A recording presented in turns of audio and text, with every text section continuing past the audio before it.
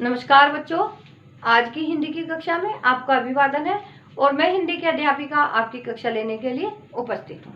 बच्चों, पिछली कक्षा में हमने पढ़ा था शब्द विचार कि शब्द कैसे बनते हैं, उनका निर्माण कैसे होता है, पद किसे कहते हैं। ठीक है, उसी के साथ हमने पढ़ा कि शब्दों का वर्गीकरण कितने भागों में किया गया। उसके मैंने आपको 4 भाग बताए थे।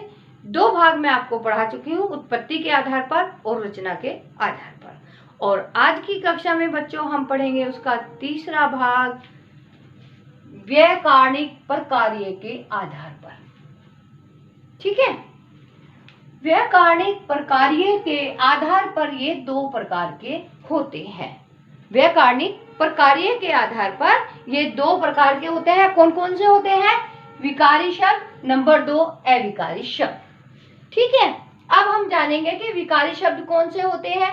विकारी शब्द, विकार यानी परिवर्तन। विकार का अर्थ होता है परिवर्तन यानी के बदलाव। ऐसे शब्द जो लिंग, वचन, कारक, काल आदि के कारण बदल जाते हैं विकारी शब्द कहलाते हैं। जो शब्द लिंग, वचन, कारक और काल के अनुसार परिवर्तित हो जाते हैं, बदल जाते हैं, उन्हें हम विकारी शब्द कहते हैं। ये 4 प्रकार के होते हैं। बच्चों, ये 4 प्रकार के बताए गए हैं कि किसके कारण इनमें बदलाव आ जाता है। संज्ञा, दूसरा सर्वनाम, तीसरा विशेषण और चौथा है क्रिया। तो आपको विकारी शब्द समझ में आ गया होगा। अब हम जानेंगे अविकारी शब्द। अविकारी शब्द कौन से होते हैं? अ प्लस विकार यानी जिनमें परिवर्तन न हो, यानी कि जिन शब्दों में कोई परिवर्तन नहीं होता है, कोई बदलाव नहीं होता है, ऐसे शब्द जिनमें लिंग, वचन, कारक आदि के कारण कोई बदलाव नहीं होता, अविकारी शब्द कहलाते हैं। ऐसे शब्द जिनमें लिंग, वचन, कारक और काल के अनुसार कोई परिवर्तन नहीं होता है, कोई बदलाव नहीं आता है, ऐसे शब्दों को हम अविकारी शब्द कहते हैं। ठीक है, इसमें भी बच्चों बताए हैं, इसमें 5 हैं। कौन कौन से हैं? क्रिया विशेषण, संबंध बोधक, समुच्चय बोधक, विस्मय आदि बोधक और नंबर 5 है बच्चों निपात। तो ये है आपका व्याकरणिक प्रक्रिया के आधार पर भेद। चलिए बच्चों, अब देखते हैं हम शब्दों के वर्गीकरण के चौथे भाग को, अर्थ के आधार पर शब्द भेद। अर्थ के आधार पर शब्दों के कितने भेद हैं? अर्थ के आधार पर शब्द कई प्रकार के होते हैं। एकार्थक शब्द, अनेकार्थक शब्द, पर्यायवाची शब्द, विलोम शब्द, श्रुति सम भिन्नार्थक शब्द और वाक्यांशों के लिए एक शब्द। तो ये 5 है। कौन कौन से हैं बच्चों? एकार्थक शब्द, एकार्थक यानी जिस शब्द का केवल एक अर्थ निकलता है।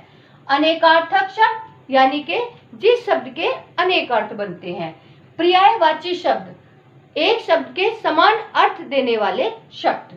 विलोम शब्द, विलोम का अर्थ होता है बच्चों उल्टा, किसी शब्द का उल्टा अर्थ देना। श्रुति सम भिन्नार्थक शब्द, सुनने में एक समान लगना लेकिन दोनों शब्दों के अर्थ अलग अलग होना श्रुति सम भिन्नार्थक शब्द कहलाता है। वाक्यांशों के लिए एक शब्द, यानी कि वाक्यांश के लिए एक शब्द में उत्तर देना, ये कहलाता है वाक्यांशों के लिए एक शब्द। ये सब चीजें आप अच्छी तरह से जानते हैं क्योंकि अपनी पुस्तक में आप शब्द भंडार के द्वारा इन सब की जानकारी रखते हैं। तो बच्चों, आपने इस पाठ के माध्यम से जाना कि शब्द का निर्माण कैसे होता है, पद किसे कहते हैं, शब्दों का वर्गीकरण किस प्रकार से किया गया है। वर्गीकरण जब किया गया है उत्पत्ति के आधार पर, रचना के आधार पर, व्याकरणिक प्रकार्य के आधार पर और अर्थ के आधार पर, और उन चारों के मैंने आपको अलग अलग करके परिभाषाएं और उनके भेद समझाए हैं। बच्चों, ये पाठ आपको अच्छे से समझ में आ गया होगा। फिर भी अगर आपको लगता है कि आपके कुछ समझ में नहीं आ रहा है तो वीडियो देखिए। वीडियो देखने के बाद भी कुछ शेष रह जाता है तो आप मुझसे संपर्क कीजिए, मैं आपकी समस्या का समाधान अवश्य करूंगी। धन्यवाद।